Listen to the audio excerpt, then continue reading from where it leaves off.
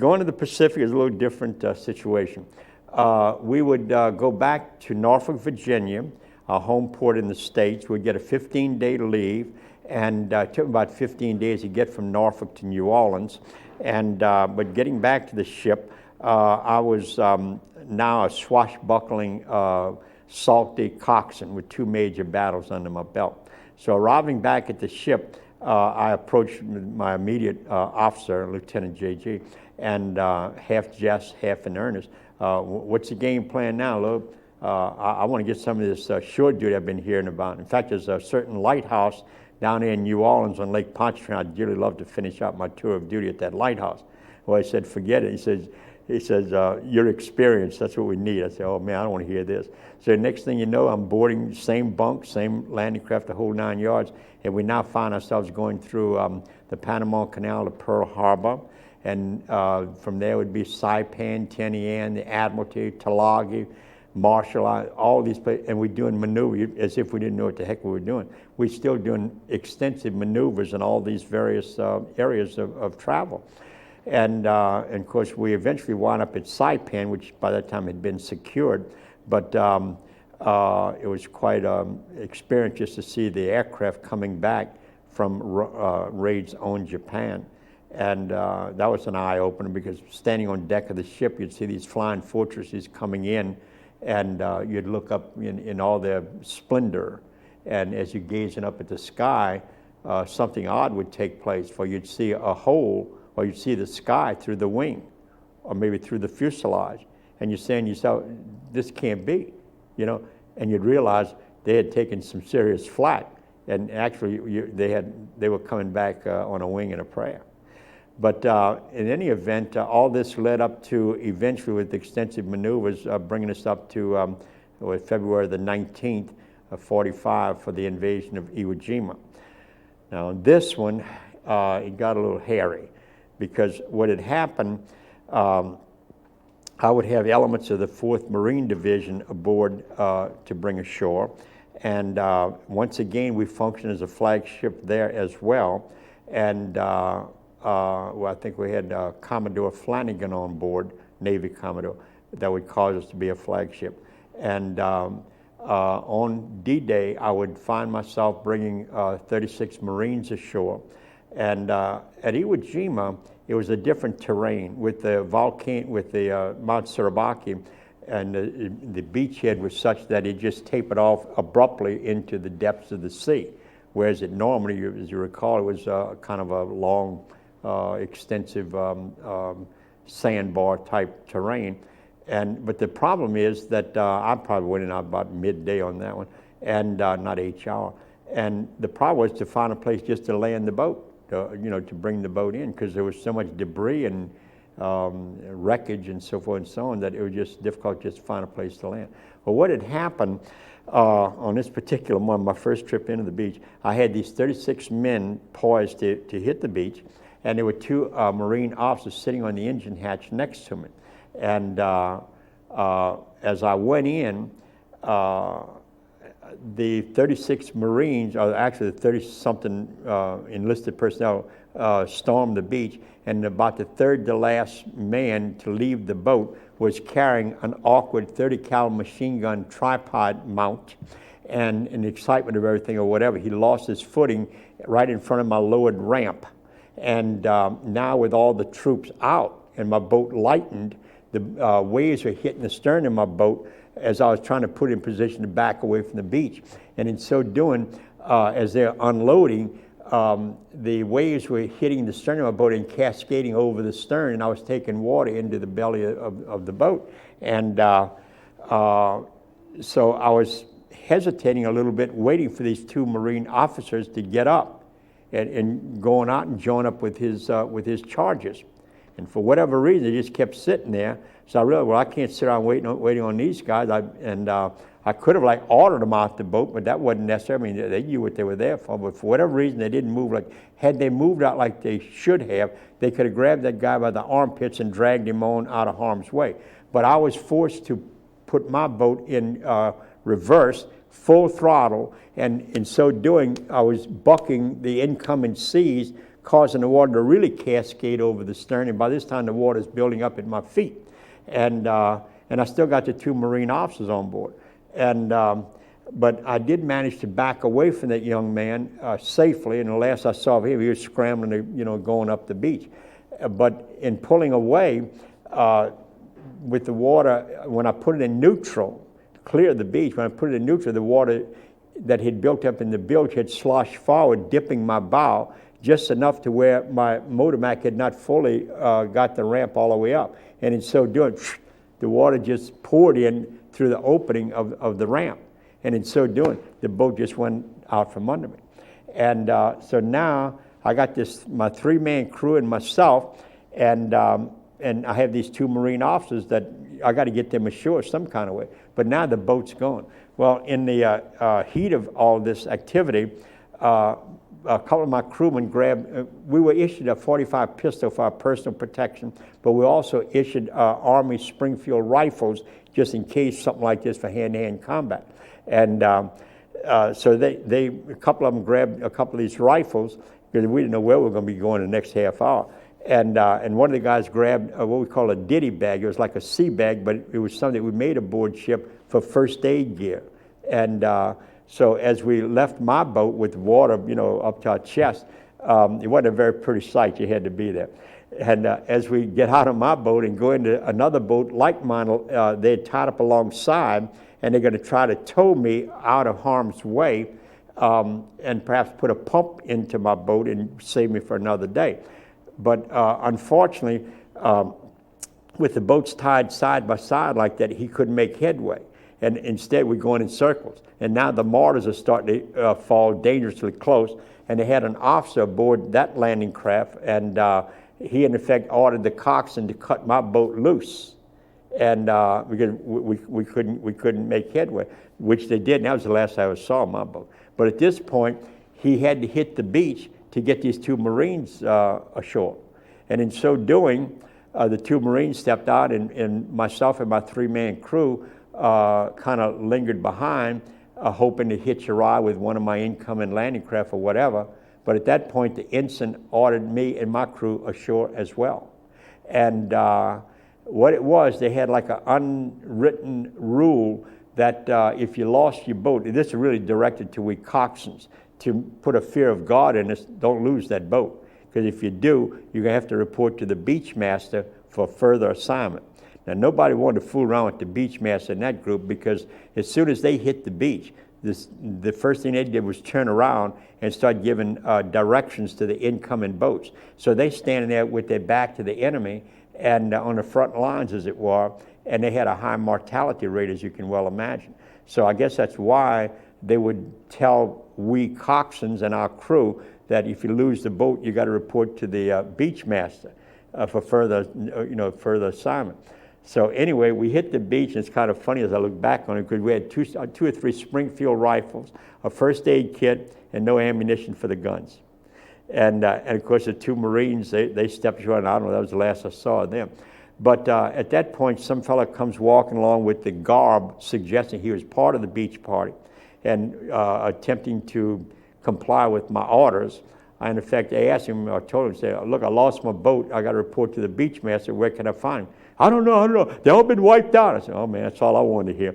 So I turned to my 3-man crew. I said, man, let's try and work on getting a ride back to the ship.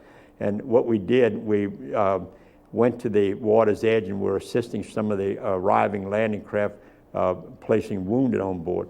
And finally, one of the boats came along that was another Coast Guard vessel in the fleet. And seeing my dilemma, he invited myself and my 3-man crew to come aboard.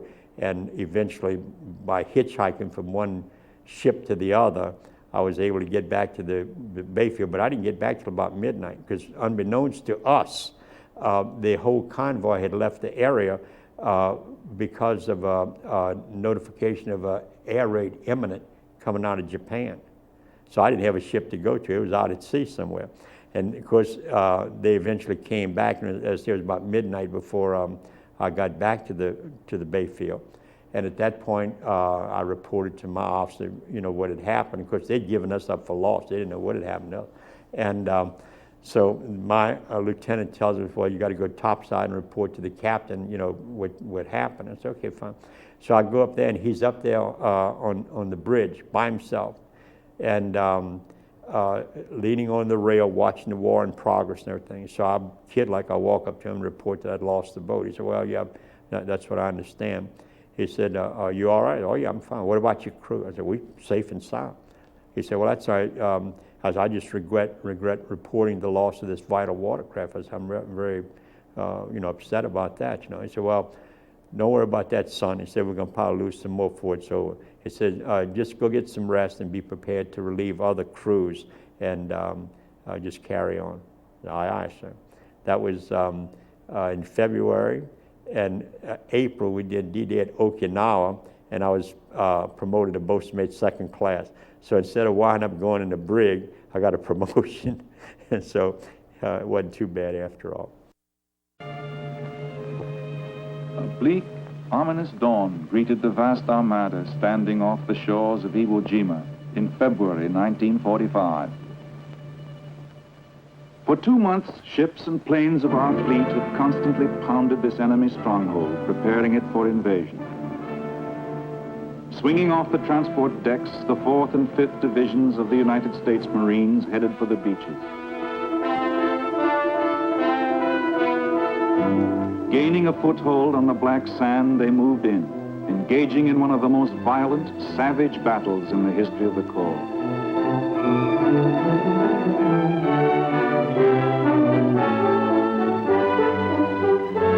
On the 5th day of battle, a small group of men from Combat Team 28 scaled the heights of Mount Suribachi and there planted the Stars and Stripes. Of the men who fought there, Admiral Nimitz said, among the Americans who served on Iwo Island, uncommon valor was a common virtue. A single photograph told this story. Born of battle, it fired the imagination of all America, for it expressed the unity, drive, and determination of the people, a symbol of American courage. Inspired by the wire photo, the noted sculptor, Felix de Weldon, then serving in the Navy, began work immediately. He completed a small model within 48 hours after the photograph had reached the United States. The great moment was recorded in clay.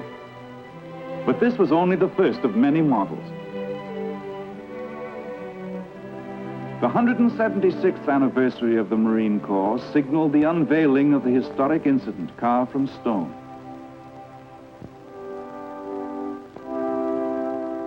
Almighty and eternal God, we invoke thy divine presence here among us, that we may dedicate this statue to the memory of men who have died for our country, and that we may rededicate our lives to the ideals and principles of our country and its freedoms, and consecrate our lives to its service, and to thee, our Lord. Amen. For this statue, de Weldon was able to use living models. 3 of the men who had actually raised the flag, the others had given their lives for their country.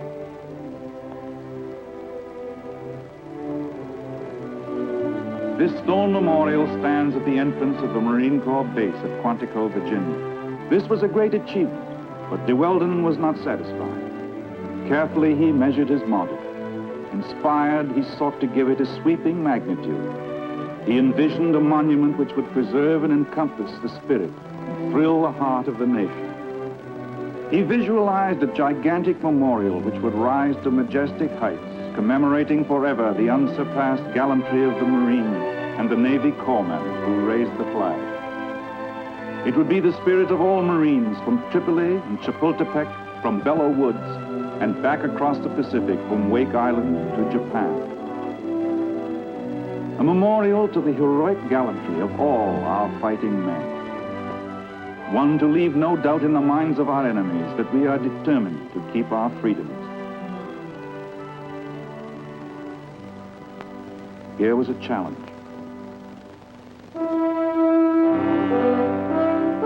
As the years passed, this towering memorial took on form and expression. The feel, the drive, the thrust and power of the smaller statue was achieved in one 64 times greater.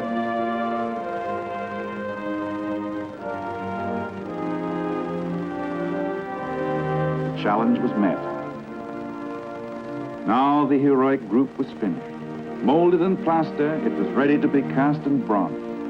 Authorized by the unanimous vote of Congress, this memorial is made possible by donations of the people, by former Marines, the fathers and mothers of our fallen comrades, friends of the Corps, and men of the Navy and Marine Corps themselves.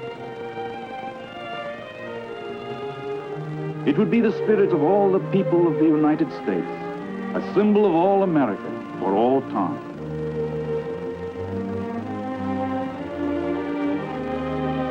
The 6 men who raised the flag were typical Americans. There are their faces. Private First Class Ira Hayes, USMC.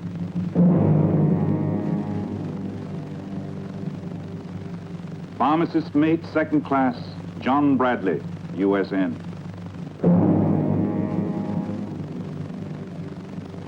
Corporal Rene Gagnon, USMC. Sergeant Michael Strength, USMC. Private First Class Franklin Sousley, USMC. Corporal Harlan Block, USMC. An original American, a Pima Indian from the broad plains of Arizona, a student from the dairy lands of Wisconsin, a mill worker from the hills of New Hampshire, a son of Czechoslovakian immigrants, a professional Marine from the Allegheny Mountains of Pennsylvania, a war worker from the fertile tobacco lands of Kentucky, and a truck driver from the rich oil fields of southern Texas. The oldest was 25, the youngest 19. 5 were Marines, 1 a sailor.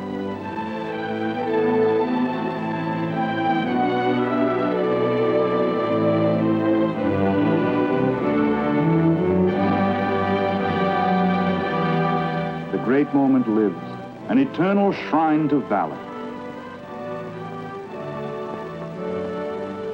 In this memorial lives again the courageous spirit which makes America great.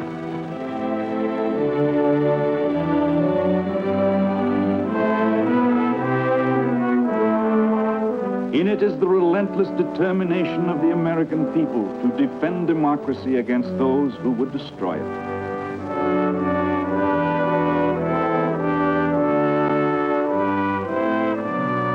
This inspired monument is a tribute to the indomitable courage of our fighting men and a manifestation of their faith in America.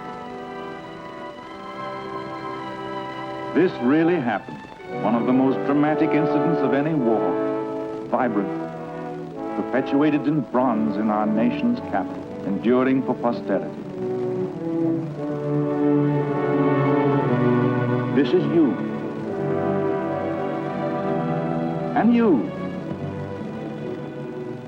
And you. Silent, yet it will speak. Speak a universal tongue of the past, the present, and for the future. A symbol of a great nation, a symbol of a great people. Uncommon valor, a common virtue.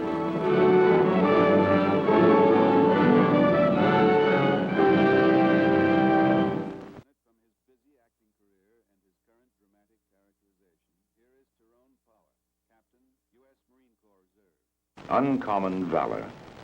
It couldn't be said better. And I guess it can be said about all those in uniform who have fought to keep our country free. They've kept this flag flying all over the world. You might call it a badge of freedom, a bright light of hope to a threatened civilization. Yet we Americans too often forget the price we've paid for this heritage. We take our freedom for granted, forgetting the lives sacrificed, the wounds which will never heal, the endless toil of Americans everywhere to keep this flag flying. This is a job which will never be finished, work which must continue, if we are to maintain and keep this freedom. We must build a strong and impregnable America. Now, we all can't wear a uniform and fight when this freedom is challenged, but we can build a strong and determined America to stop those who would destroy this democracy. If you were given the opportunity to prove your faith in America, wouldn't you be glad to buy a share of the future? Well, you can. United States saving bonds are shares of freedom, shares in democracy, gilt-edged shares of the ideals and principles which make these United States what they are today and what they will be tomorrow. The determination to maintain this freedom by investing in it is a challenge to every American, young and old. Ask your banker, or your employer, or your teacher. I know they will be glad to help you work out a plan to save with savings bonds. Thank you very much. And don't forget, invest in your share of America today. Then we're dug in, and we stayed on that place for the next 5 days. Every day at dawn, we would get up and attack, I would hear from the captain that at dawn we're going to get up and we're going to attack. First there'd be an artillery barrage, and then we're going to go forward and just wipe these guys up. Well, the artillery barrage would come, and then we would get up out of our holes and go a few yards, and there'd be machine gun fire at us. We'd have to hit the deck and eventually go back to our holes because there was no way we could move. We were just pinned down. In fact, that next morning was about the worst time I ever had on Iwo, because the very next morning we were out for this attack, and we get pinned down, and we have a bunch of guys hit, and the corpsman would come up to take them out. The corpsman would get hit. And I remember we were just getting murderous fire from this line of hillocks just in front of us, murderous fire from machine guns from the Japanese. We were pinned down in our holes, we couldn't move. And remember, a corpsman came up to pull in one of the wounded, and the corpsman went to get him, and as he went to get him, he got shot through the arm, and his arm was just flopping around, like that, and he was knocked down, and of course he got up and ran. He got over to our holes, he got hit again, and we reached up and pulled him into our foxhole. And he had a great big hole in his arm. We put, at that time, we were supposed to put sulfa in, and then put on the dressing, I'd never given a shot of morphine, but he told us to open his kit, and get out some morphine and give it to him, so I did, And what saved us was fog. Fog came in and just, I didn't mention that this area we were on was very hot. It's like Iwo's a volcanic island, And it was so hot that you could dig down only about a foot. Once you got down a foot, it was so hot you couldn't stand it. So you could dig a foxhole only about a foot. Fortunately, there were other holes there that the Japanese had made, and there were shell holes we could use for foxholes, and dig a foxhole in the bottom of that, So we were enough underground, it was be safe. But by evening, after a full day, it was cooled off enough you could dig down about another 6 inches. The good part of it was if you wanted to cook anything, like a sea ration, all you had to do was punch a hole in the can so it wouldn't explode, and put it in this hot soil and it would cook. It was great. But anyway, the steam and the fog shielded things so we could get the wounded people out. But we were losing people. We lost about 5 or 6 people then, right that time, just that one supposed attack. We were stuck like that the next 4 or 5 days. They would bring up tanks, and the tanks would spray the whole area with, we would send another one of our guys who was experienced, a guy who had been in the Raiders. He was a corporal named Anthony.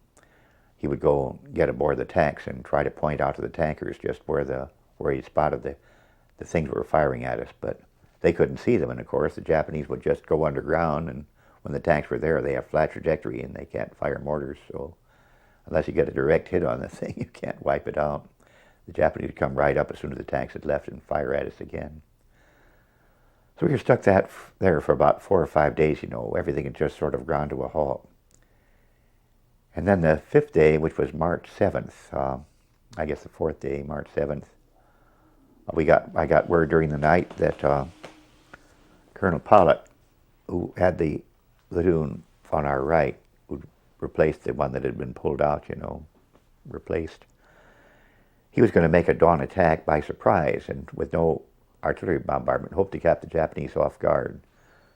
So we should jump off just before dawn, just at first light, and move forward, and without a barrage, prepare time, and we would catch them. So we passed the word. We had to pass the word from foxhole to foxhole, and sure enough, at dawn we get up and we move out of our holes, into this rough country just ahead of us, where all this heavy fire had been coming from. I'm moving with the guys, and we get the very first line of hills, and one of the what happened was that one of our guys spotted a Japanese who was supposed to be a sentry, was sitting there asleep, with his, just sitting there like this with his head in his lap. He was supposed to be watched. The other guys were all underground. Well, he shot this guy, and of course that set off the alarm for the Japanese. So they all come running up out of their cave, out of this big cave they were in. We figured out there were two embrasures. We figured this out pretty quick because there were Japanese coming out of both ends of the cave, and we were right amongst them. The remnants of the platoon were there, And I was at the front end of I went back and forth between my two units, We had two units ready fighting. We couldn't see each other, but we're very close together. And I remember Sisk, the big fellow from Indiana, was in charge of one, and he was up hard by the cave, By that time, they had killed a lot of Japanese just outside the cave. They shot them and killed them with grenades. He was right up near the cave's opening, and he was throwing grenades into the cave, and one time a great big piece of what I know now was liver came out and just landed at my feet. And Sis said, we're really getting at it. We're really getting him now. It was a piece of Japanese liver. And then the flamethrower came up, and the flamethrower squirted the cave, and they all ran out the back end of it, There was the other end of the cave, and I'd been there just a moment or two earlier. And there were just about 6 of us that were up at the other side of the cave, up at the end of a draw, just a gully. And we suddenly got a lot of fire from our left, from the gully. And my men all went up to the edge of the gully, and grenades began to come at us, They would hit the ground, and then it rolled down into the gully and explode. And our guys were throwing grenades down the other way at the Japanese, who were firing up at them from below and throwing the grenades back. We were pulling the pin, and we'd hold it for a couple of seconds, then roll it down or throw it, so it would explode, not giving them time to throw it back. But they were shooting at us too. We were just getting a hell of a fire. And remember, Nick put his helmet up, and it came back with a big hole in it. And Frost, my other squad leader, he'd been a barman, and the Browning automatic rifle. He had a Browning automatic rifle that weighed about 20 pounds and gave semi-automatic fire. And he was up there as long as he could, And I remember he backed off with this from this heavy fire, holding this bar. He said, "Christ Almighty!" He said, "There's hundreds of them in there. Why can't they send a whole company instead of just a couple of squads?" And I said, "It's all we got for us, Anyway, the captain, I was on the radio with him. I was telling him what was going on, and he says, "Can you use a half-track? Half-track's a track vehicle that has a 75 millimeter." "Yes, send it up." So he sent it up, and boy, it steamed right up to the edge, and it just is armored, and it was able to fire right down, point-blank fire at the Japanese, and we were really, really getting him. It took this couldn't have taken more than about 5 minutes total, this firefight. But we got back on top. Once the half-track got there, we were able to come up, and our grenades were really getting him. The other thing that Sisk was doing, he was throwing grenades over the ridge, so they would hit the Japanese as they came out of the cave and back. There must have been, I think, about 50 or 60 Japanese that were killed outside the cave, and I don't know how many of them died in the cave because we never got inside. You know, I didn't get inside. Some of the guys did go inside and came out with a couple of swords and things, but I didn't go in the cave. I just had other things to do. But things got pretty quiet about that time. We'd had some casualties, and we had to evacuate the casualties. And it looked like we were on top of things, you know. The Japanese, all the Japanese we knew about were dead, and the cave was silenced, and we thought we were in pretty good shape, you know. We'd lost half a dozen people, but most of them wounded, not killed. And I was standing there talking about 50 feet from the cave with a couple of the guys. Suddenly there's tremendous noise like nothing I've ever heard before or since, you know, just the most god-awful noise you can imagine.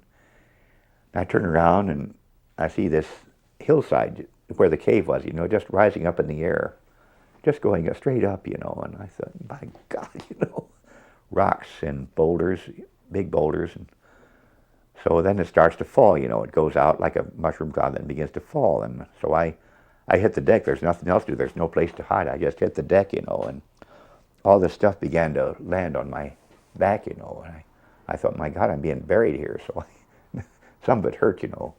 But I was lucky, again, because if I'd been a few feet farther out, the biggest rocks would have hit me.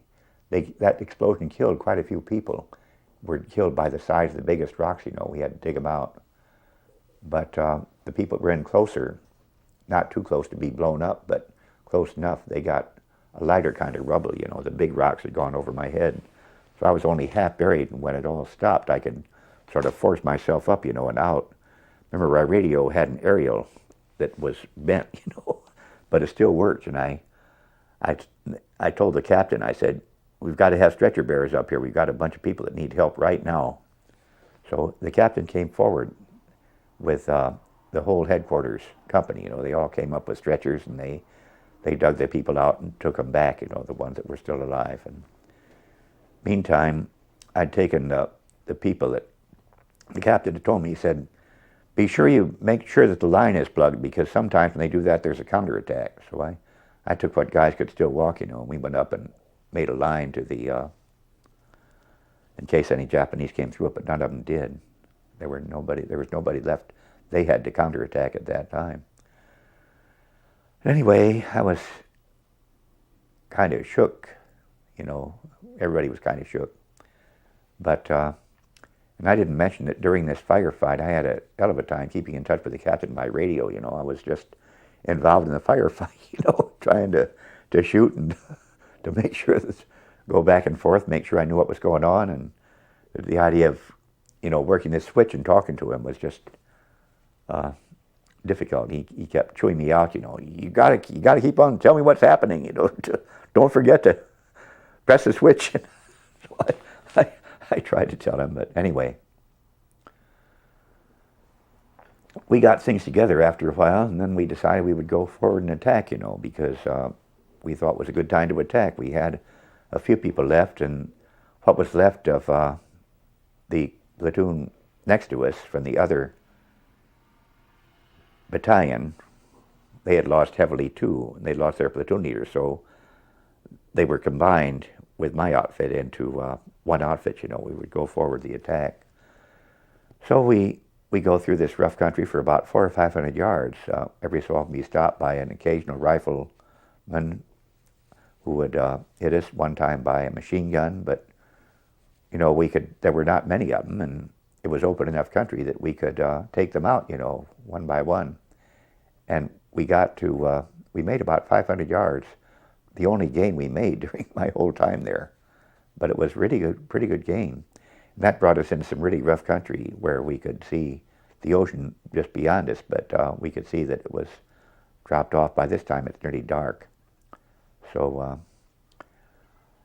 I told the captain what it was like, and he said, well, you better find a place to dig in. So we decided to dig in just inside this area, you know, where we began to get some fire from up ahead. So we dug in because it was pretty close to dark. We wanted to dig in before dark. And we began to get some pretty heavy fire about that time from the area ahead. And I lost two people that I really cared about a lot. One was the Anthony's a old Raider. I say old, he must have been 30, but he seemed old as hell to me. He was badly shot in the hip. I'd send him out to make sure that there were no caves or snipers left behind the area we had just overrun. And he got shot by somebody doing that. His hip was laid open, and I never saw him again till he was taken out. And I never found out what happened to him. He came from Oklahoma. And then Sith, the guy that had done so well at the cave, was putting out wire just before dark, you know, and I heard a shot and then this terrible groan, you know, just a awful groan. I could see him crawling, and he had gut shot with a rifle bullet, you know. We got him evacuated, and some of the guys saw him in the hospital afterward, but I never did. He died about 2 months afterward of peritonitis in the hospital at Pearl. So sad, you know. But anyway, he was such a good Marine, you know. He was always out in front, always doing what had to be done, out putting up wire. He knew he could have been shot, but he just did it, you know. Somebody had to do it, and he wouldn't ask anybody else to do it. He did it himself.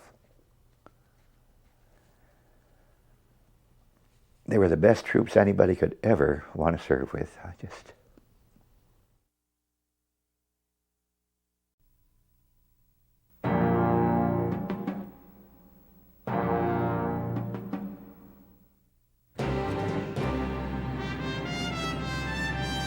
It was the largest plane of its era. Sleek, fast, revolutionary, the Boeing B-29 Superfortress embodied the latest technology and the newest engines. Its wings held more fuel than a railroad tank car. Its engines burned hundreds of gallons of oil on an average mission. And inside its pressurized fuselage, the B-29 carried the latest avionics, the most advanced radar systems, and a unique targeting computer system for its defensive gun turrets. It was a technical marvel that had no peer in the air or even on Axis drawing boards. In the B-29 Superfortress, American ingenuity had created the war's most awesome bomber. It was considered the airplane.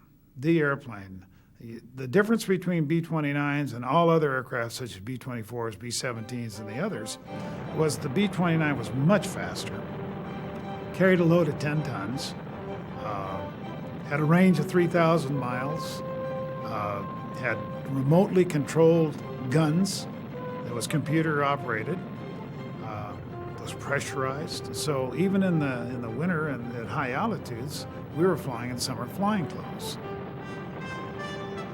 What a leap in technology it was.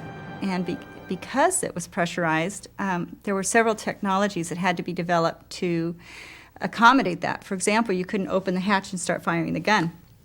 So they had to create remote control gun sights. It could fly fast, it could fly high, and its range was something like 19 hours, an incredible amount of time for them. And they had developed tanks in the wings, tanks that they could put in the bomb bays, and they had to have a dedicated flight engineer running, actually computers. They were electromechanical computers. It was this enormous, beautiful, gleaming, streamlined plane, and it was state-of-the-art. It was just very exciting.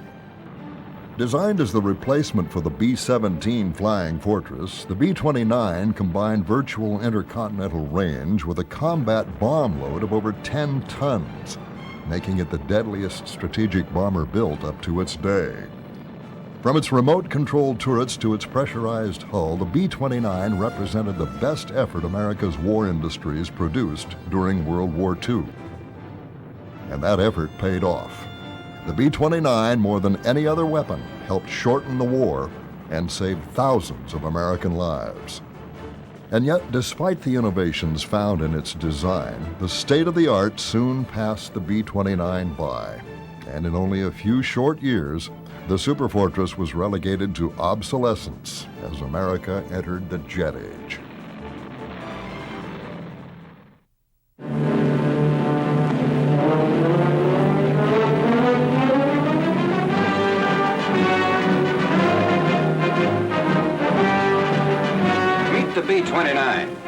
baby that's just beginning to plaster Japan and promises to continue until Hirohito says, Uncle. Uncle Sam, excuse please. The B-29's development began in 1939 when the Air Corps initiated a $5 million study for an ultra-long-range strategic bomber that would eventually replace the B-24 and B-17. The study concluded a plane with a range of at least 5,000 miles, capable of carrying a 2-ton bomb load at over 370 miles per hour, would be needed.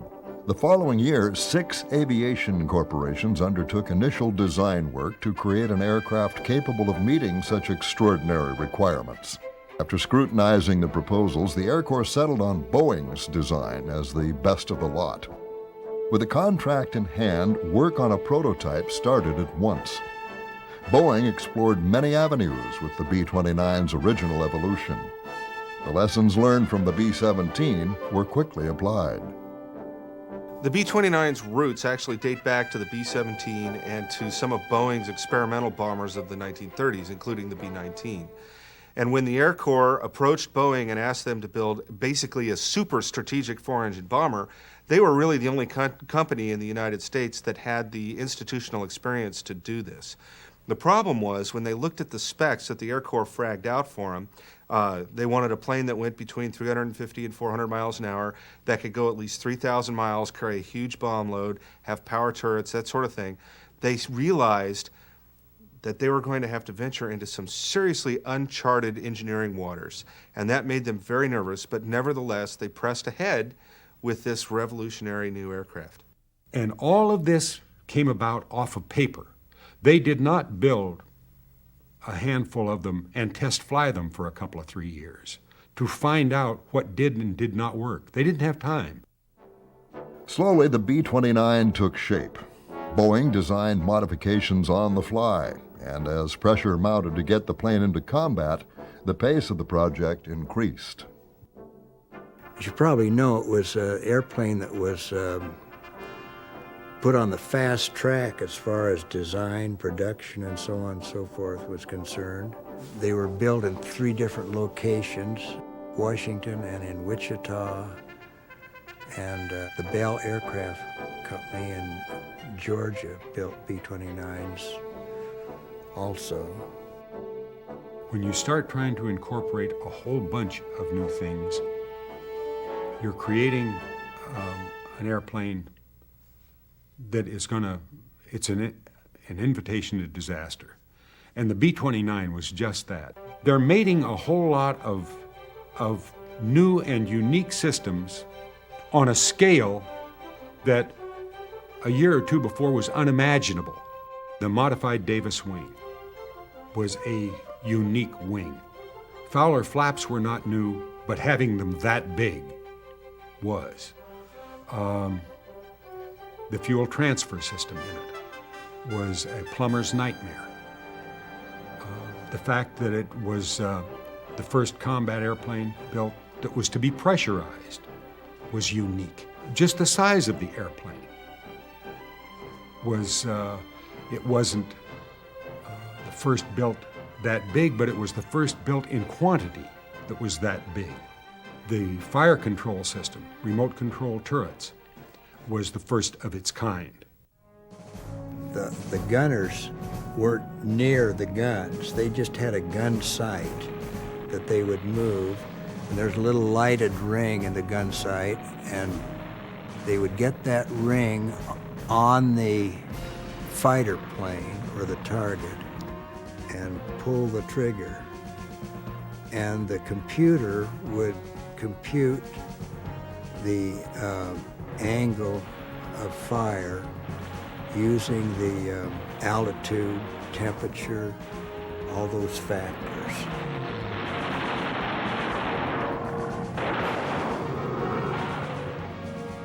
The B-29 also had a radar bombing system installed, one of the first production aircraft to be equipped with one. Thanks to its complexity, the first production B-29s rolled out of the factory riddled with flaws. Curtis LeMay once quipped that the B-29 had as many bugs as the entomological department at the Smithsonian Institution. Some of those bugs plagued the Superfortress throughout its career. The B-29 had 4 2,000 horsepower Wright engines and Wright Cyclone engines. And they did have quite a bit of trouble with the Wright engine. And it was not unusual for a plane to have engine trouble and have to abort a mission. The engines overheated. It was a brand new engine. They were huge. They were 2,200 horsepower engines, 4 of them, and they overheated quickly and would catch on fire. And one fire in one engine wasn't such a big deal, but if you lost 2 engines on the same wing, then you had a problem. It was just an engine that was asked to do things that that engine simply could not do. You could not run a duplexed 3350 at high power settings for long periods of time at high altitude. That it just wouldn't take it. And that's what the engine on a B-29 had to do. And they never solved it. While hopes were high for the new B-29 bomber, the Army Air Corps hedged its bet. Should the Superfortress project fail, a backup bomber was needed. That backup was the consolidated B-32 Dominator. The Dominator looked like the B-24 Liberator's ugly half-brother. In fact, the B-32 design borrowed quite a bit from the B-24, though it had a single tail just like Consolidated's PB-4Y Privateer. While capable of carrying heavy loads, it was not the modern marvel like the B-29. Lacking many of the advanced systems and innovations, it never went into mass production. Indeed, by the time the Army Air Corps took delivery of the first production B-32, it was clear that the B-29 would be successful despite its teething troubles. The Superfort's success doomed the Dominator to the backwash of history. Ultimately, it equipped only 1 squadron of the 90th Bomb Group. The Dominator took part in the final weeks of the Pacific War, flying combat missions out of bases on Luzon. Bugs or not, the Army Air Force needed the B-29 in the Pacific. Without it, the strategic bombing of Japan would be impossible to undertake before 1945. With it, Japan's factories could come under aerial siege by the summer of 1944. Unfortunately, the planners and staff officers in the States failed to understand the operational problems that would soon face the first forward-deployed Superfortress groups, setting the stage for a nightmarish disaster.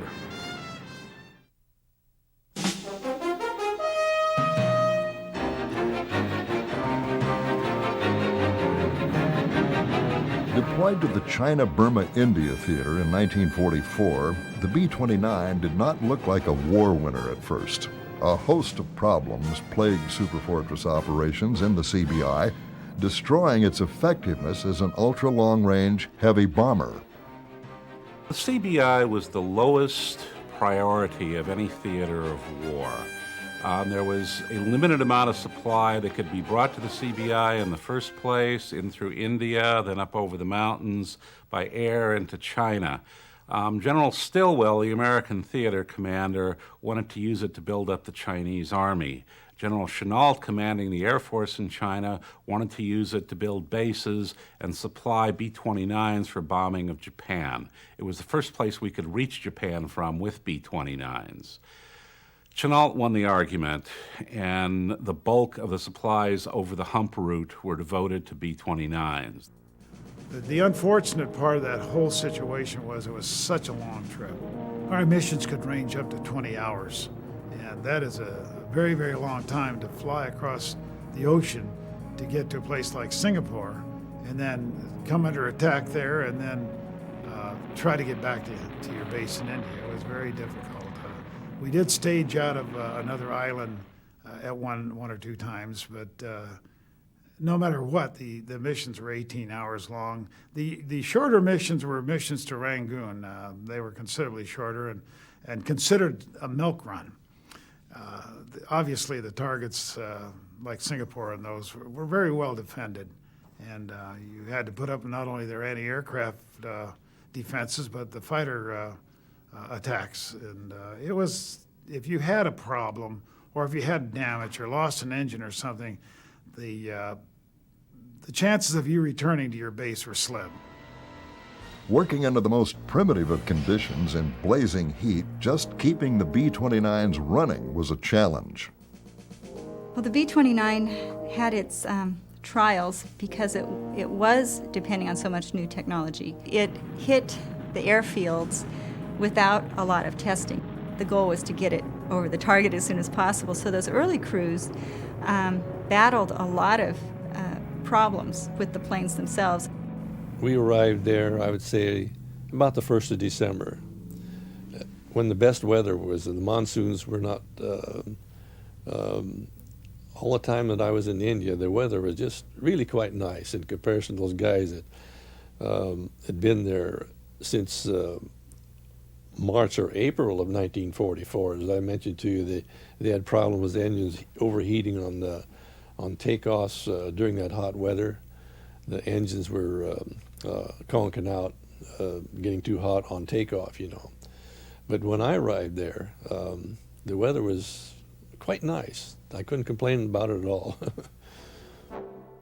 To prepare for the arrival of the B-29s in China, the 14th hired thousands of Chinese coolies to build the huge runways the new bombers required. The Chinese government, in conjunction with the Americans, built 6 huge bases that would accommodate B-29s in Western China. But they were only about 60 miles from the Japanese lines, which just meant they were incredibly vulnerable, and that 60 miles could change to nothing in short order. The Chinese did an amazing thing in constructing these airfields, primarily because there was no heavy equipment to do it. And they did it in what I understand is a pretty short period of time, and they did it all by hand. They crushed rocks with little hammers. And the way they did it was bringing in thousands and thousands of laborers to do this work. Using primitive hand tools, the dedicated Chinese completed the fields by the spring of 1944, in time for the arrival of the first B-29 groups.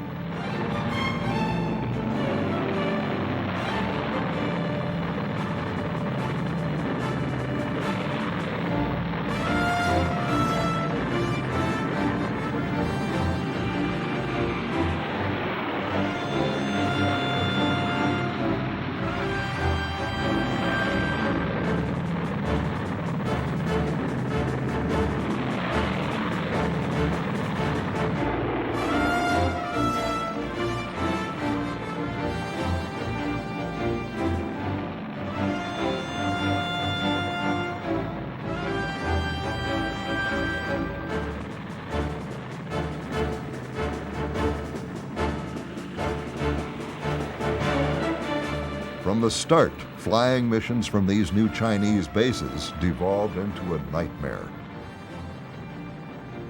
They called the Himalayas the hump. The Himalayas were a formidable obstacle, the tallest mountain range in the world, and there was the weather over them was horrendous. I mean, it was the kind of weather that knocks planes out of the sky. And so it was hazardous enough that they eventually gave Himalaya hump missions mission credit. It was as if it was as dangerous, it was deemed as dangerous as flying a combat mission. Through the fall of 1944, the superforts launched attacks on Japanese targets in China, plus on southern Japan itself. Each raid represented a tremendous logistical effort that these small pinprick raids failed to justify. Operations in China could not be sustained, and the few B-29s the 14th could put over any given target could not inflict lasting damage on the Japanese. Although the first raid on Japan took place in June of 1944, the Japanese failed to understand the potential threat to their homeland. Since these early CBI-based raids did little damage, they imbued a sense of overconfidence in Japan's home defense units. With expectations riding high for the superforts to help shorten the war, the early operations in the CBI bitterly disappointed the senior Army Air Corps brass. Fortunately, another series of bases became available that summer that would ultimately invigorate the strategic bombing campaign against Japan.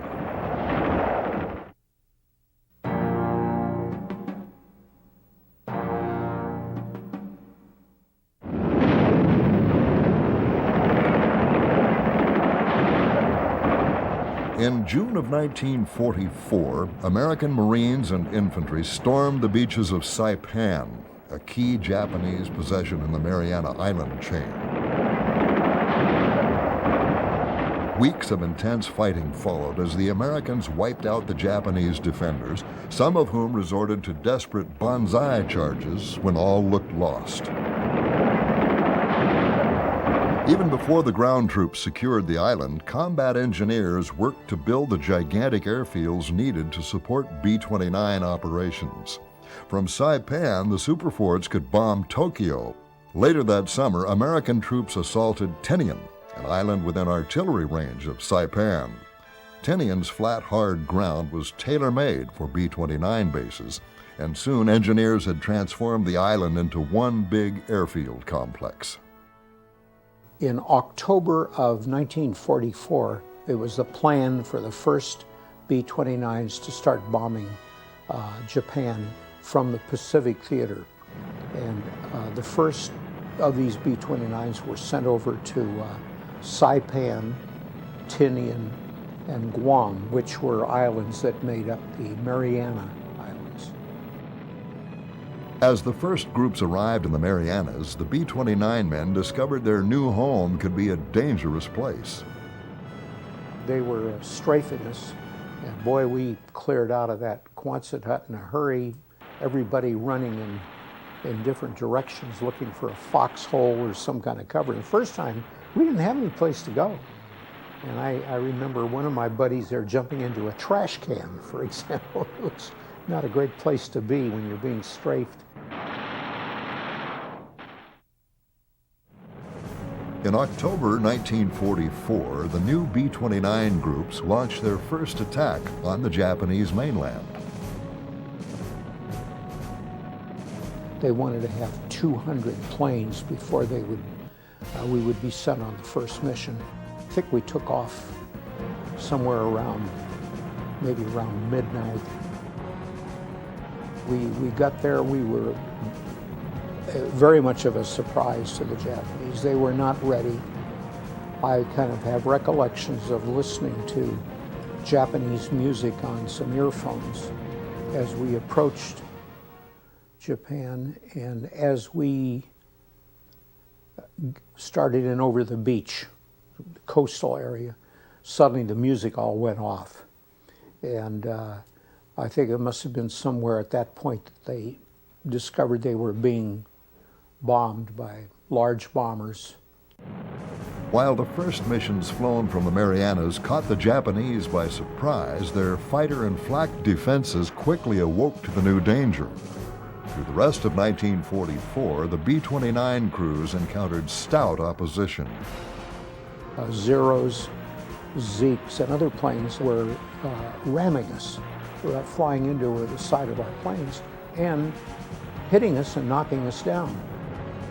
Fierce opposition, grueling 14-hour missions, and no safe haven for emergency landings between Saipan and the Imperial homeland hampered B-29 missions throughout the rest of the year. What happens over Japan is the Air Force finds out very quickly that what had worked in Europe, its doctrinal, high-altitude, daylight precision bombing campaign, isn't going to work in Japan because of the prevailing weather conditions they're encountering.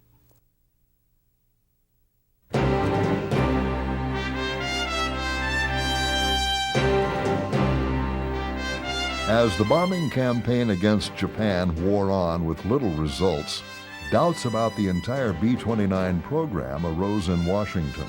The problem was not the plane, however. The problem was the jet stream over Japan. There are portions of the world that have high-altitude winds that nobody knew about until the advent of high-altitude bombing. Well, these winds did not exist over Europe. Europe's weather comes out of the North Sea, and it's just spun off like the spokes of a bicycle. But none of the high-altitude phenomena there were unexpected. They were known, and they knew how to deal with them. They never did learn how to deal with the clouds over Europe, but they knew they were there, and they knew why they were there. The weather over Japan comes out of Siberia and the Gobi Desert. Well, nobody had weather stations there. Nobody knew what went on 30,000 feet over Japan. Well, what went on there was what came to be known as the jet stream. And it could be as much as 200 or 300 miles an hour. That was a relative rarity, but the jet stream itself was almost a constant. At anywhere from 70 or 80 miles an hour to 150 miles an hour was relatively common. Well, if you've got an airplane that's traveling 250 miles an hour flying into 150 mile an hour headwind, your bomb sight is not capable of handling that much of a wind drift, whether you're going into it, sideways, or downwind. The Norden bomb sight couldn't handle 100 mile an hour crosswind, headwind, or tailwind. So when they dropped bombs, God only knew where they were going to go. In February 1945, the situation came to a head during a raid on Tokyo. That was a high altitude strike, and I think we were trying to hit an aircraft factory. And I think our results were quite unsatisfactory. We missed the target. The conditions for bombing were terrible. For one thing, the 20th Air Force discovered the jet stream. We'd run into 200-knot winds at 30,000 feet. And this made precision bombing from high altitude extremely difficult. The 20th needed to find a way around the jet stream, or face the stark fact that its high-altitude precision bombing campaign would be derailed by this freshly discovered force of nature. We tried bombing at a little lower altitude, 20,000 feet, and that didn't turn out to be much more satisfactory. As the 20th struggled with the jet stream problem, the Superfort crews struggled with the Pacific's geography. Flying 1,600-mile missions never became routine. Every flight, every sortie ran the risk of ditching in the cruel Pacific Ocean hundreds of miles behind enemy lines. To rescue these men, the Navy provided submarines to act as plane guards, whose job it was to rescue downed aircrew. It was a long way home for the B-29s returning from a strike on Japan. Many of them were damaged by anti-aircraft or sometimes by fighters. It was hard sometimes for them to get all the way back to their bases, and to help them out, the U.S. Navy established a string of submarine positions in the ocean. These submarines would stay in one location, and these locations were known to the B-29 crews. If they couldn't make it back to base, they would do their best to crash land in the ocean next to one of the submarines.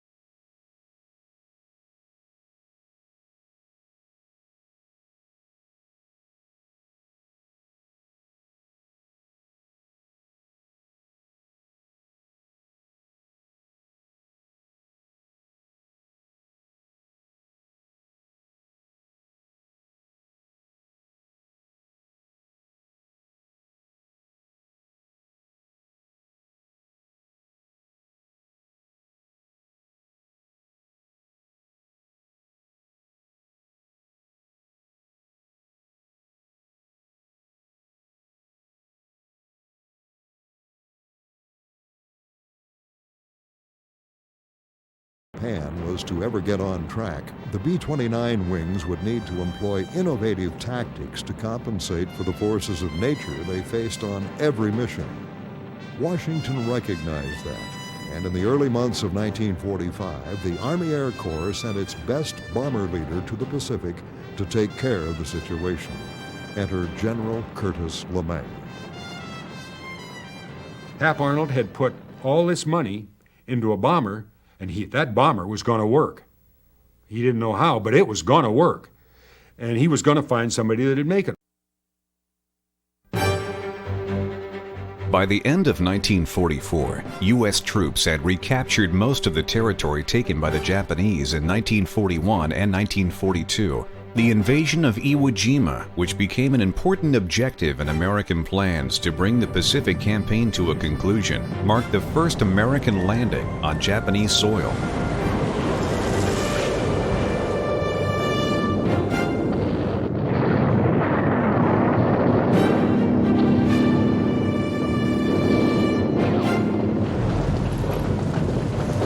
How was it that Japan and the United States ever came to fight for that forsaken piece of real estate? What were the forces that had pushed these two countries toward this penultimate showdown? The governments of the United States and the Empire of Japan had expected to eventually clash in the Pacific. Both had been maturing plans for such a war for a long time. The crux of the matter was China. Both countries wanted to have a dominant position to exploit the resources of China and use it as a market. The war with Spain in 1890 had left the United States with a strong position, holding the Philippines, Guam, Wake, and other island possessions to protect its access to China's markets. Japan, which had only emerged as a strong power in 1905 when it defeated the Russian Empire in a limited war, had taken Korea, Formosa, and established a strong position from which to potentially dominate China. The desire to maintain the open door policy with China was a driving factor in the United States obtaining possession of the Philippines, and the possession of the Philippines in turn gave us a place we had to defend, and it was this mission which drove the doctrine of the United States Navy and the Marine Corps between World War I and World War II.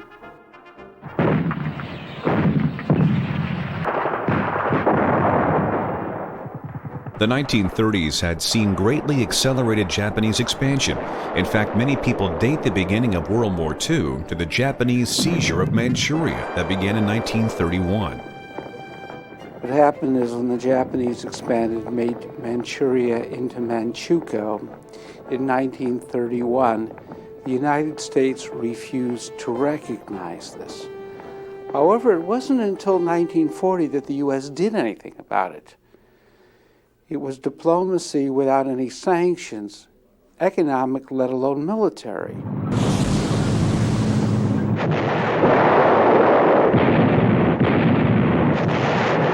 In 1940, the situation changed dramatically.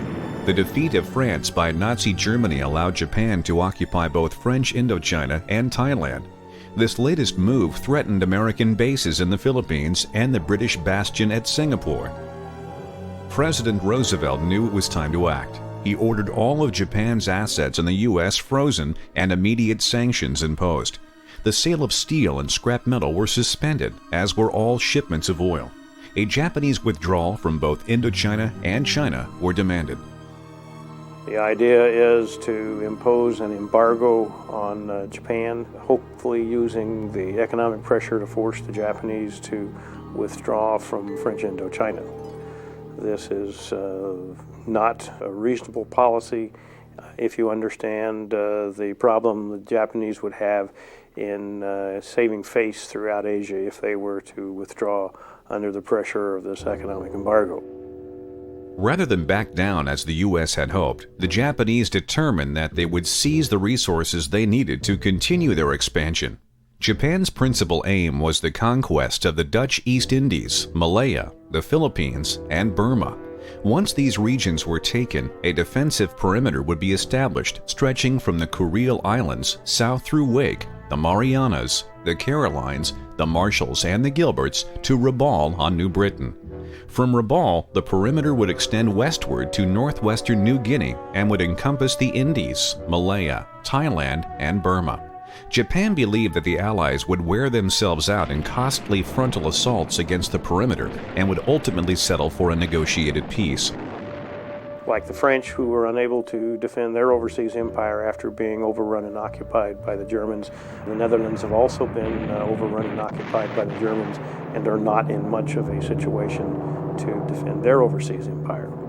The Japanese feel that this will be a fairly easy acquisition, just as French Indochina was.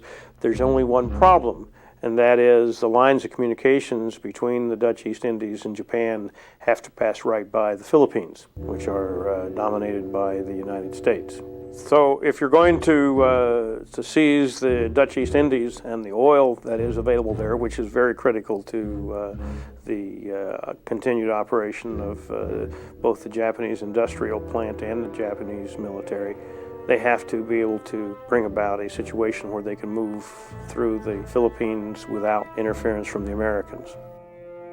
To further show that he meant business, Roosevelt deployed the U.S. Pacific Fleet to Pearl Harbor, Hawaii early in 1940, where it would be closer to the strategic places America would need to defend in the event of war. Although conceived as a threat, the move instead presented the Japanese with an opportunity.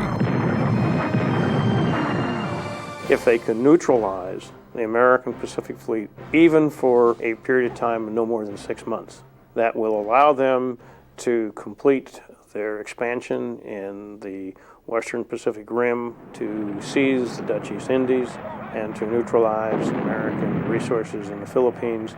And of course then, the American people being a reasonable, rational people, we will then sit down and negotiate with the Japanese, who will be in a position of strength to resolve the outstanding issues in the Pacific.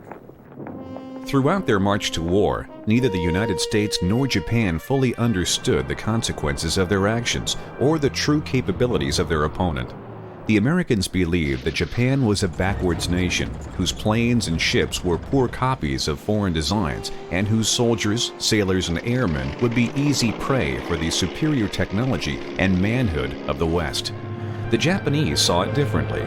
Though they recognized the awesome industrial capacity of the United States, they saw America as a decadent civilization that would collapse when faced with the ferocity of Japan's mighty warriors. What they're banking on is that war is essentially a spiritual exercise, courage and will to suffer. And that is supposed to be the Yankee playboy's weak suit. You know, once you have a mindset, it's difficult to change it.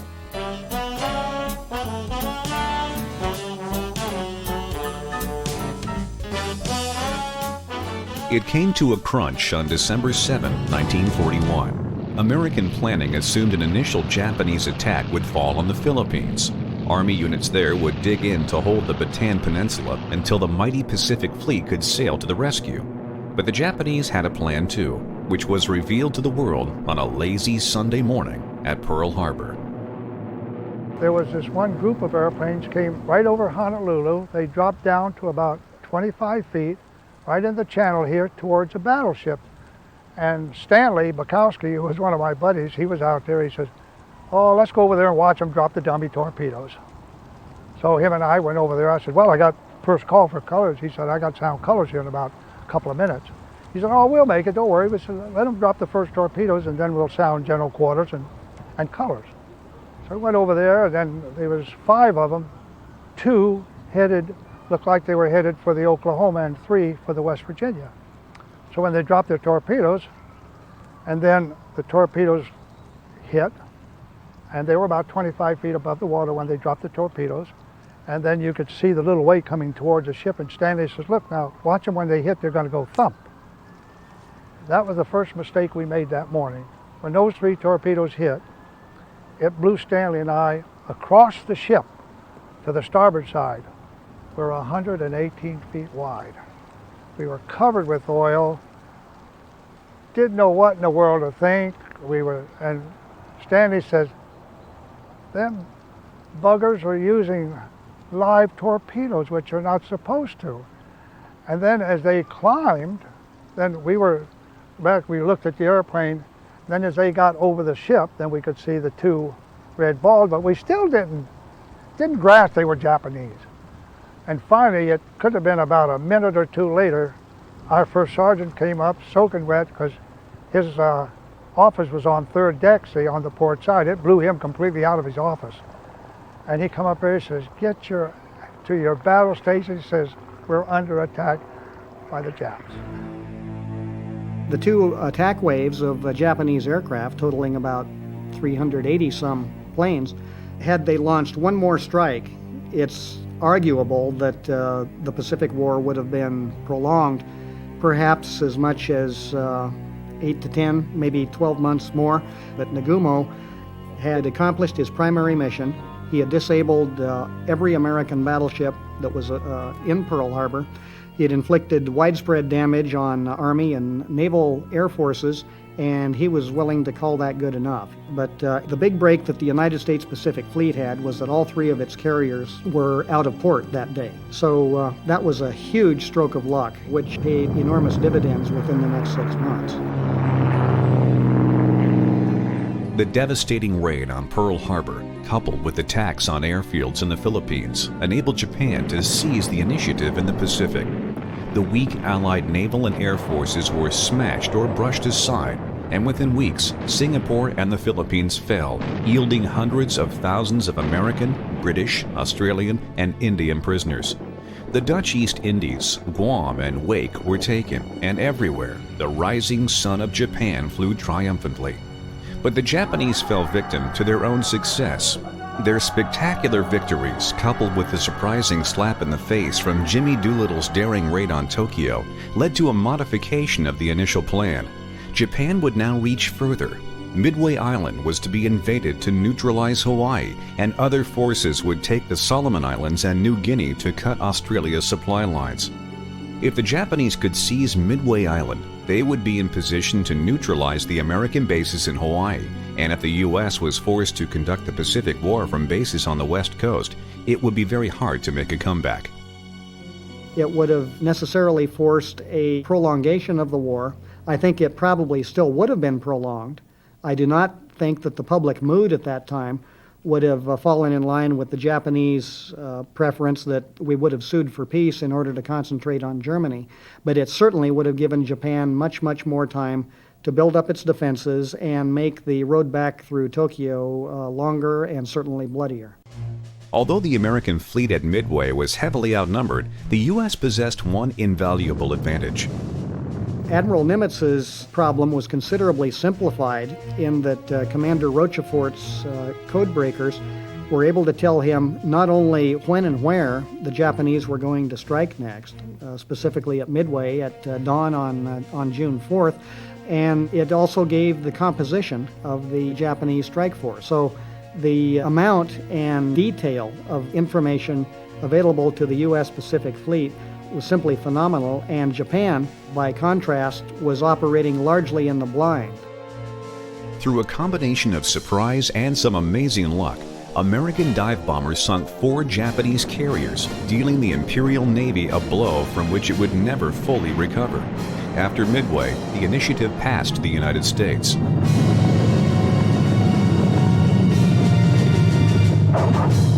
Two months later, Marines of the 1st Division launched America's first offensive of World War II in the Solomon Islands. The Japanese had earlier begun construction of an airfield on Guadalcanal that would threaten Allied communications to Australia. Wishing to build on the success of Midway, the decision was made to counterattack. A desperate struggle followed.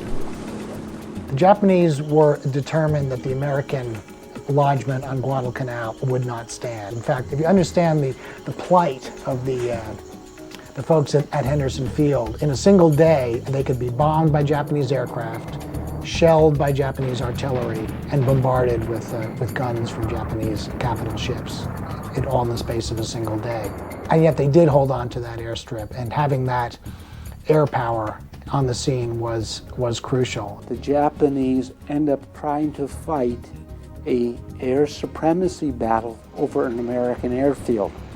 And when you have such an elite force in a highly vulnerable plane, that ain't a smart way to run a railroad. Despite all the battles that came before and after Guadalcanal, that campaign was the one which really defined the way the war was going to go. America, with its enormous industrial capacity, could make good all of the materiel losses in the Guadalcanal campaign, which involved something over 20 ships, I believe. The losses in men were serious by American standards, but they also could be replaced largely in kind. That was not the case with the Japanese. They lost the cream of their naval aviation at Midway and Guadalcanal and simply never recovered it. At the same time, Japanese attempts to take New Guinea and threaten Australia from the north were first stopped and then driven back. The campaigns to secure the Solomon Islands and New Guinea would not be completed until well into 1943, but there was no question that the tide had irrevocably turned. From the very outset of World War II, the grand strategy employed by the United States and the United Kingdom emphasized the defeat of Germany over that of Japan. Well before Pearl Harbor, we were pretty sure we'd be involved in this war. We began strategic talks with Britain in secret almost a year before Pearl Harbor, and out of these consultations and planning efforts, it became clear that it was in America's interest to defend in the Pacific while we combined with Britain and other allies to defeat Germany first. And this ultimately became the basis for all American strategy in World War II. However, by the latter part of 1943, American production had expanded to the point where it was possible to conduct major offensives in Europe and the Pacific at the same time. In the Pacific, Allied forces would advance from two directions.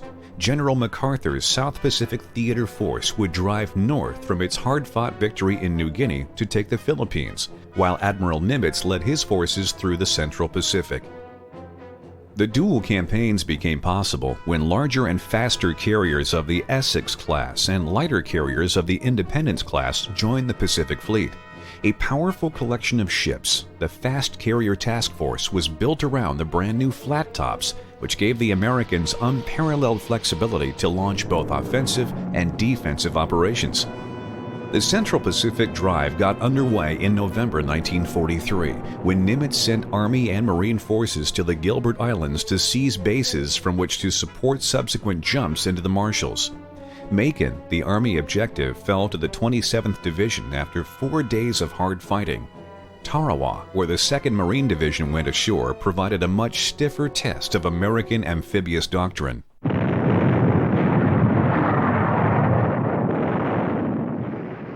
The expectation of the U.S. at this time, I mean, Tarawa is a postage stamp. We will surround it, we'll put a shell virtually wherever anybody can walk, and everybody will be killed there. This is the oldest story in warfare, how artillery will just kill everybody who's out there, and there's nothing to do but just occupy the terrain. Watch out, because you may twist your ankle, you know, in some hole somewhere, but that's as much as you have to worry about. One point of fact, this enormous naval gunfire probably killed about 1/3 of the Japanese defenders. Problem is, what's good enough? Particularly when they all got automatic weapons. This is probably maybe the only invasion in World War II done by the U.S. that a real strong counterattack could have thrown the U.S. off the beaches. I mean, it was that bad. The Japanese fought tenaciously. There were somewhere in the area of about 6,000 Japanese on Tarawa. They all had weeks and months to prepare fighting positions, interlocking fields of fire, pillboxes, using a lot of concrete made with coral sand, which is a very good base for concrete. The only way you could deal with those defensive positions was one at a time. These are the best Japanese troops the Marines or anybody in the Pacific faced from start to finish. These guys were formidable foes. And it's a good thing we met them that early, because we based our training and the dedication of firepower on future landings to that level, and the Japanese in any other landing never met that level. So we not only overwhelmed them, we double overwhelmed them by taking into account the best that we met at Tarawa and never meeting them again. The experiences in the Gilberts revealed several shortcomings in U.S. amphibious doctrine, especially naval gunfire support, coordination of air support, and ship-to-shore communications.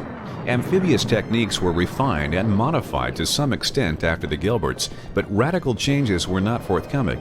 The method of assault for the remainder of the Pacific War had been established. With the Gilberts secured, the U.S. next moved into the eastern and central Marshalls to seize Majuro and Kwajalein. Kwajalein Atoll was really the last of what has become the popular impression of the tropical island being invaded by Marines. After that, large islands, much more complex islands, not just flat spits of coral sand were taken. So the war actually changed just as we were learning how to win it. This operation was short and bloody. The Marines knew what to expect, met the defenses in a way more sophisticated manner with their eyes open. Heavier bombardment, so forth. There were heavy casualties taken initially, but we captured a base almost as cheaply as you could in a contested landing at that point. The relative ease with which Majuro and Kwajalein fell allowed Nimitz to accelerate his next advance by 2.5 months, and on February 17, Marine and Army units landed on the Anahuac Atoll in the Western Marshalls. At the same time, a carrier strike against Truk, considered Japan's key bastion in the Central Pacific, revealed the Japanese had virtually abandoned the naval base there. The decision was made to bypass Truk, a strategy later known as island hopping. When the U.S. gets naval and air supremacy, why not bypass Japanese strong points? Simply ignore them. After all, this is a bastion out there which is isolated, and turn it into a Japanese owner-operator and financed Japanese prisoner of war camp. The Japanese themselves have to feed themselves. Most of their soldiers bypassed are essentially armed farmers by 1945. The decision to bypass Truk left Nimitz with enough well-trained troops, many of them combat veterans, to deliver a sudden blow at the Marianas. Although the Marianas lacked protected anchorages, the major factor that influenced planners was the need for bases from which B-29s could bomb the Japanese homeland. Almost everything that is going to be accomplished in the Pacific is either done for or by the air arms of both the Army and the Navy. It truly is an air war. The idea at the beginning of the war, in 1942 and 1943, the generally accepted wisdom is that you cannot effectively operate beyond the range of land-based air. That's why they're fighting in Guadalcanal in late 42 and early 43. That's why the Marines will later on land at Tarawa, and that's what the fight in the Marianas is all about. It's all about air bases. Preparations were long, arduous, and comprehensive. Many carrier attacks, many heavy bomber attacks on the airfields, basically destroyed the air capacity. Weeks before the landings was the famed Marianas Turkey Shoot, where the Navy really went in and swept the place, and the Japanese responded by sending their best carrier planes, albeit not their carriers, into harm's way, and hundreds were knocked down. It broke the back of the Japanese naval air arm in the Pacific. So this is a major turning point in the war in any case. It was by far, up to that point, the most complex landing operation. As complex as D-Day was, it was handled over 40 miles of water. This was handled over several thousand miles of water. I mean, units were sent directly from the United States aboard ship, units were sent from Hawaii aboard ship, and they met there, and it all came together. This is the largest landing that had taken place in the Pacific by at least a 2-to-1 margin. By the time that the Army 27th Division had to be committed because of problems really coming off the beaches, it was 3 times more complex, 3 times larger than anything that happened in the Pacific up to that time. Everything that they learned from Tarawa and had perfected by Kwajalein was amply perfected, albeit on a much broader scale. Army and Marine divisions landed on Saipan in the Marianas on June 15, 1944, to begin a bloody 3-week battle for control of the island. Saipan was a much larger island. It had been under Japanese control for decades. It had mountain ranges, it had civilians, wide open fields, good vistas. It was more going to be a campaign than a quick hit and run, take them while you can operation like Tarawa was supposed to have been, and in fact Kwajalein turned out to be. It was as good as they could do at the time. By mid-August, the Marianas Islands were firmly in American hands. Just 3 months later, B-29 bombers began to fly missions against the Japanese homeland from airstrips on Saipan.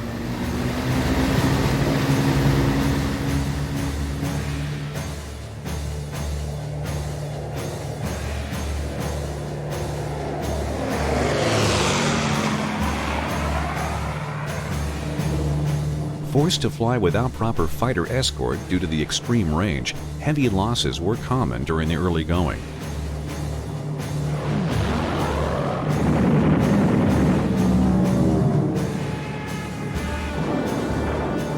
An advanced base for shorter-ranged fighters was essential, a base that would also provide an emergency landing field for crippled bombers returning from their raids on Japan. Iwo Jima, a tiny volcanic island that lay halfway between Tokyo and Saipan, was seen as an ideal location for such a base. The decision was made to take the island by amphibious assault.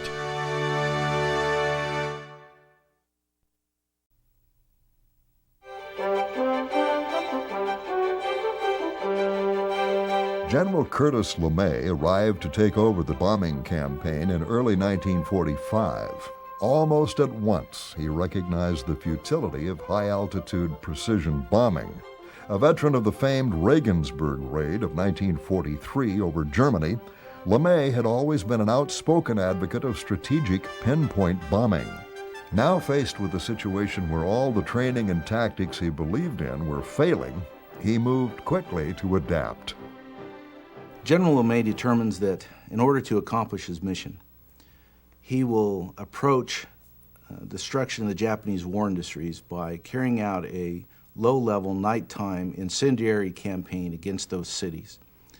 And this represents a major policy shift, and he does this without permission from Washington. No longer would the B-29s go in high and aim at select targets. Instead, LeMay ordered his men to go in low at night. Tokyo would be their first target using these new tactics. The change shocked his airmen. When the operations officer said, that the target is going to be Tokyo, the bombing altitude will be 8,000 feet. When he said that, there was just a gasp that went up. And rumors were swirling around, about how LeMay expects to have 50% of the plane shot down. Those who survived the attack never forgot the carnival of the macabre that unfolded around them that night over Tokyo. The fires were really going by the time we got over the target. The low-altitude night raid against Tokyo devastated the Japanese capital.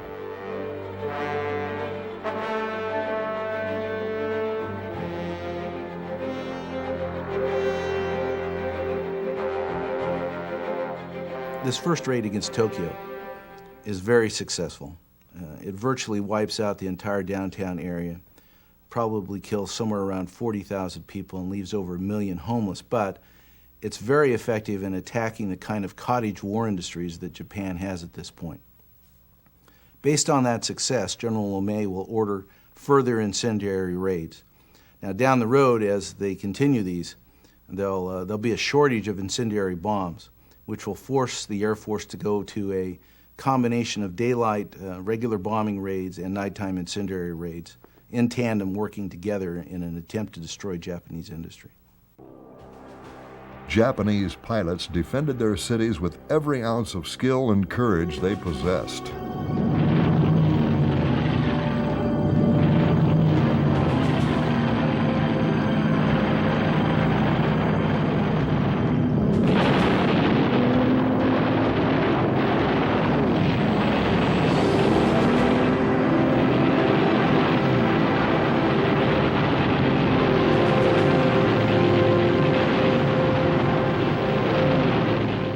We were dropping bombs on their homes. Tokyo was where they lived, and they were young guys that wanted to defend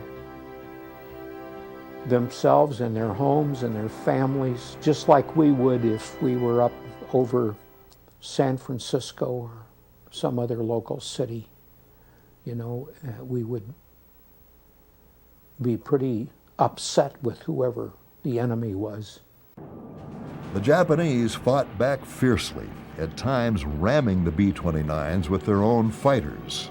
They were almost ready to go into kamikaze when all this was happening, and they did a couple times. At night, they tried to make a move on us and at night and ram us. As we were watching a lot of our buddies in the other B-29s next to us that were dropping their bombs and incendiaries, getting knocked down because they were getting hit, and we lost a lot of our fellow B-29s. Daytime or night, anti-aircraft fire remained an ever-present danger. Every searchlight in Nagoya and every flak gun in Nagoya was on us. We were just bathed in light, and there's this wall of flak out in front of us.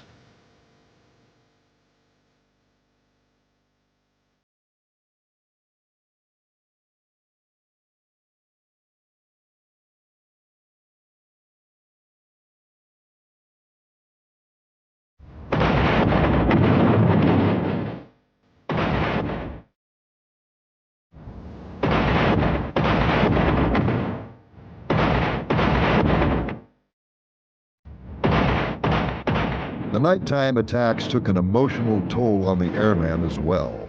Flying alone in the dark, they rarely saw other B-29s.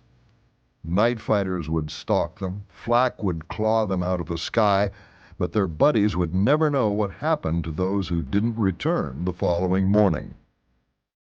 When we lost somebody, we never knew what happened to them because it was at night, we were flying individually, radio silence, they just didn't come back. And you always wonder whatever happened to those guys,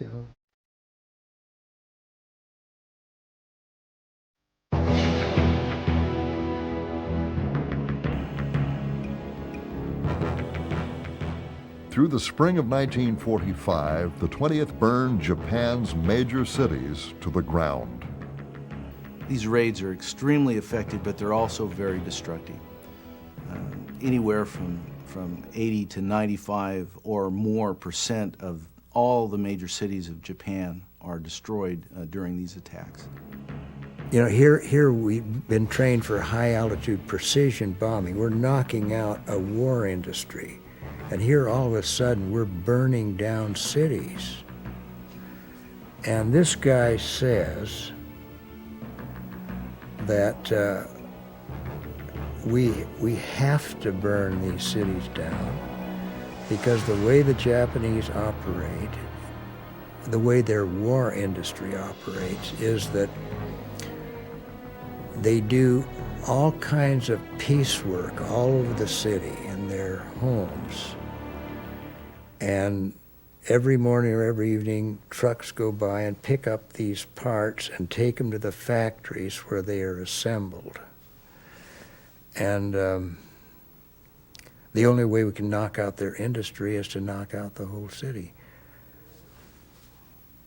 I don't know whether that's true or not, but that's what we were told. As their cities died, Japan's war effort collapsed. The B-29 effort, involving the largest, most advanced plane in the world, thousands of tons of bombs dropped on Japanese cities, is often given credit for having ended the war, destroyed Japanese industry, strangled the Japanese economy. In fact, the lion's share of the credit probably should go to the American submarine fleet that sank most Japanese merchant shipping, so that by the end of the war, very, very little in the way of raw materials or food were getting into the home islands, and Japanese industry had basically ground to a halt. It was a gruesome campaign. Hundreds of thousands of men, women, and children died in the flames. Though the B-29 is remembered as the torch that set Japan afire, superforts took part in many other missions. As the war wound down, they were used to mine the last operating Japanese harbors. These mines destroyed dozens of ships and closed most of Japan's remaining ports. The few merchant ships that had evaded the deadly American submarine wolf packs through 1945 now discovered they had no safe havens at all. At the same time, B-29 squadrons launched leaflet raids over the Imperial homeland and areas in Southeast Asia still under occupation. Over Japan proper, these leaflets warned civilians to leave their cities, for they were about to be firebombed. In the occupation areas, such as Burma, the leaflets dropped promised Japanese troops that they would be well fed and treated if they surrendered. Though these primitive psychological campaigns had little seeming effect, they did offer the air crews a break from all the tension and terror of the firebombing raids. As the bombing continued, the capture of Iwo Jima finally gave the B-29 crews a safe haven between Japan and the Marianas.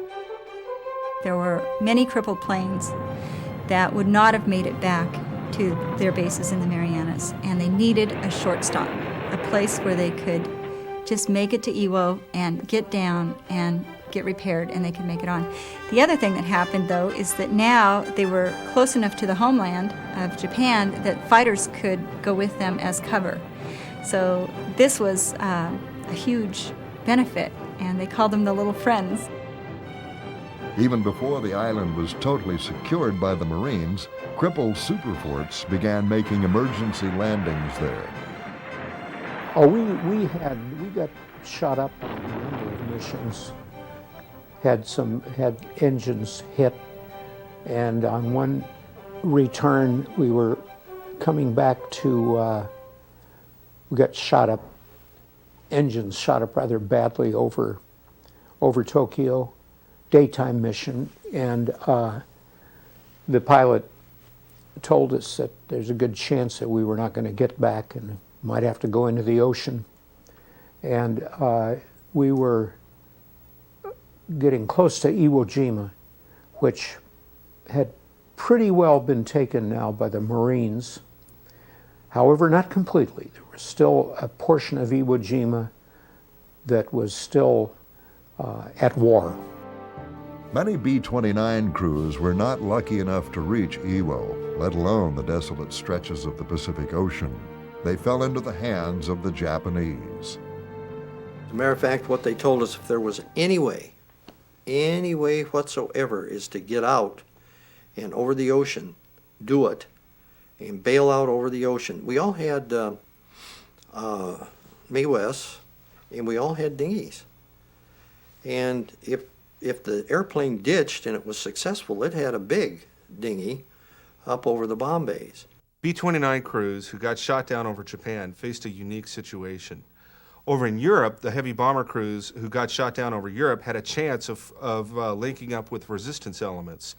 They looked European, so they could escape and evade, and it was done.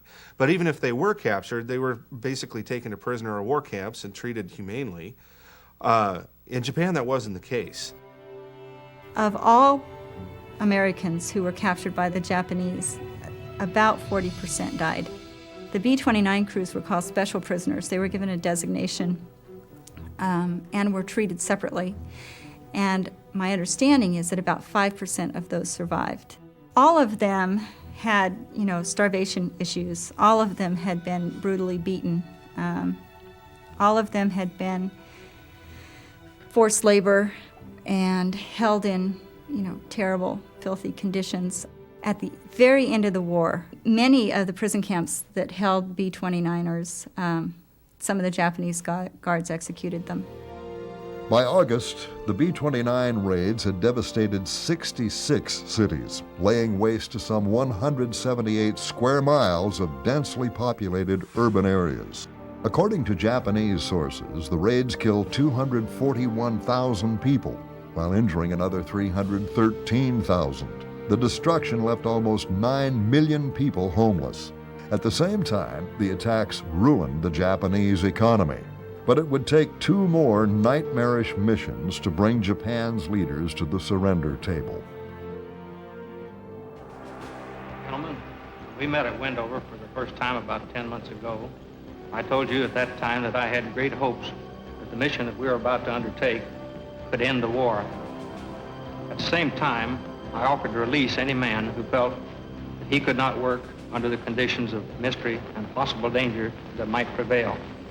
That offer still goes, because tomorrow we're going to execute that mission. If there are any Until doubts, the first atomic mission took off, the only people who had been told exactly what they were doing were those that needed to know. Deke Parsons, his armorers, Tibbets. There were a handful in the group that knew what they were doing in detail.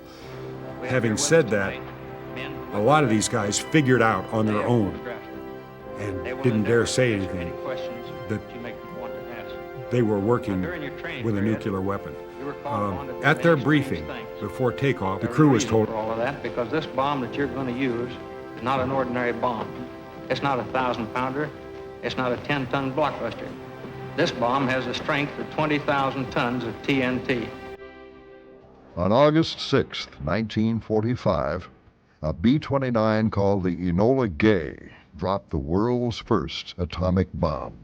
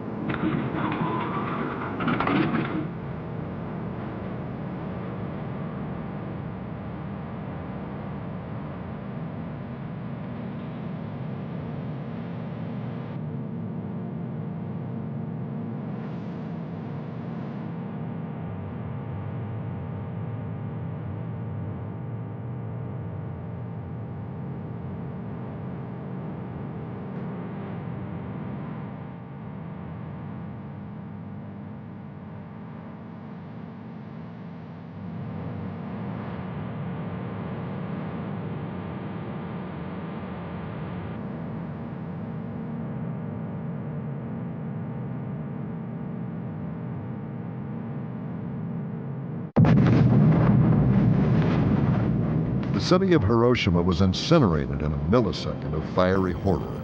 Tens of thousands died instantly. Others suffered for weeks before succumbing to radiation poisoning.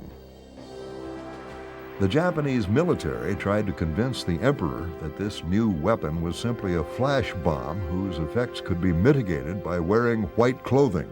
The emperor was not convinced. After the second atomic bombing, this one on Nagasaki, he ordered the government to make peace. Chaos followed, and an aborted coup nearly upset the government's effort to surrender.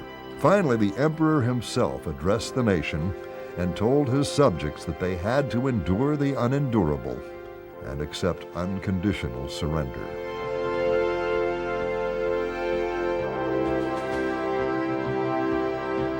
World War II had at last come to an end. The B-29 Superfortress, with all its terrible capacity for destruction, had played a significant role in bringing about the peace. For the Superfortress crews, the surrender gave them time to reflect on their accomplishments. Many were torn by their experiences, proud of their devotion to duty, but uncomfortable with the gruesome effect their B-29s had on the Japanese people. At the time, I was just, damn glad that things were over with. It was probably, it might have meant a lot of more deaths and loss of life.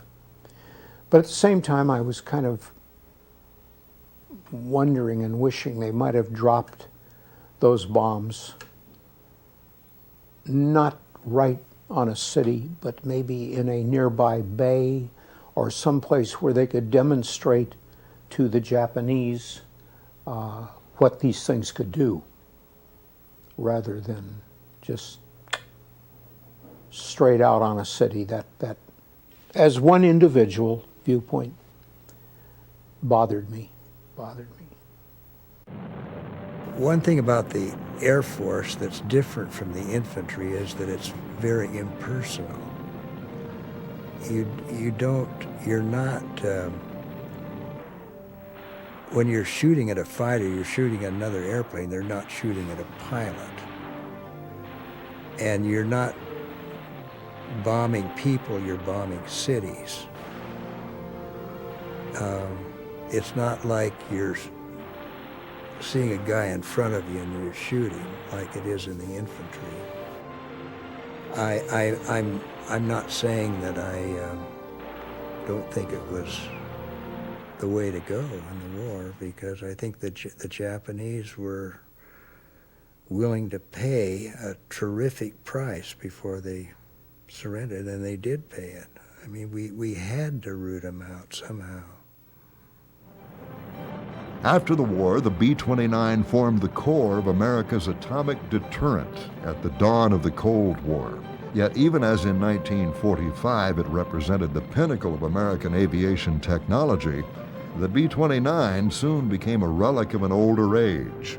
Eclipsed by sleek jet bombers like the B-47 Stratojet, the Superfortress sank into obsolescence. By 1950, the B-29 was considered a medium bomber by the Air Force.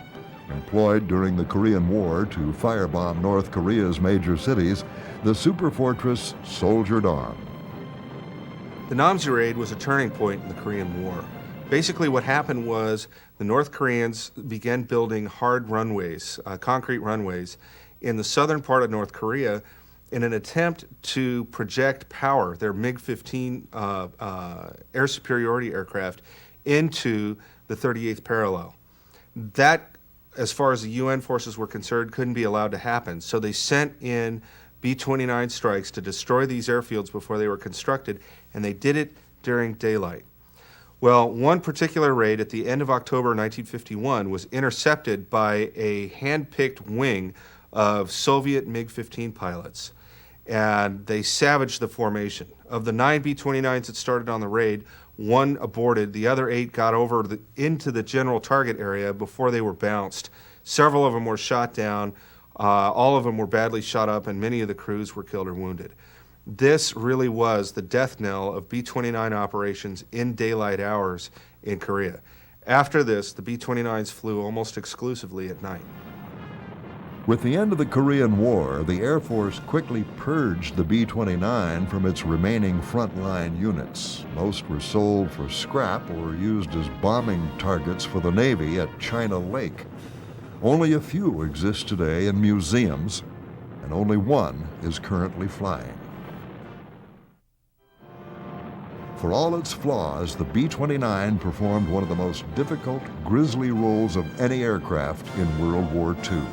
Capable of flying farther than any other plane of its era, carrying a bomb load equal to what 2 or 3 B-17s could haul aloft, and flying faster than most of the fighters that sought to bring it down, the Superfortress carved a legendary reputation for itself over the flak-torn skies of the Japanese homeland.